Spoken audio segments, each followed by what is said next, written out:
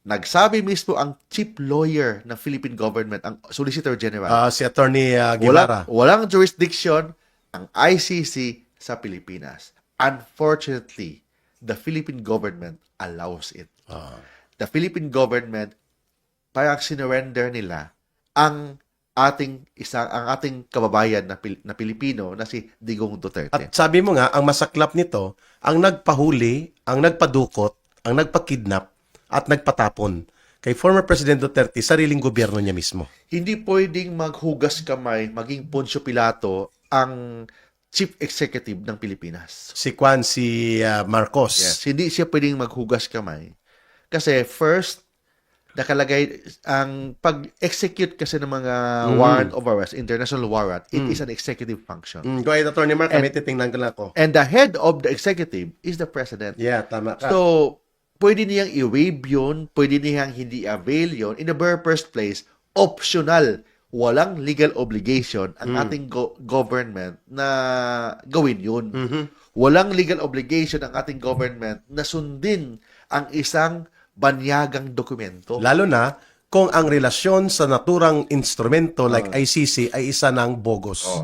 I-apply natin by analogy. Yung go. tinatawag na example, may extradition treaty. Example, may wanted ka sa ibang bansa. Example, wanted. Example, wanted ka sa Amerika, wanted ka sa Europe. Then, example, may extradition treaty ng Pilipinas. Hindi basta-basta na hulihin ang isang tao dito, tapos dukutin, dalhin dun sa bansa na yun. Na hindi dadaan sa proseso ng local legality Yes. dito sa isang bansa. Dito sa Pilipinas. So may punto sa Attorney Mark. By analogy Malinaw. lang. Ang sa atin, to, common sense ito eh. Actually, hindi na kailangan na utak abogado ganito eh.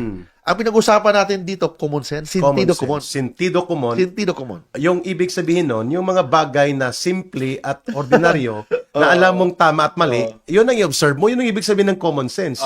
Common sense is referring to your ability to judge wrong or right sa isang bagay na simple. Tama. At alam natin na ang common sense ay hindi naman common kadalasan.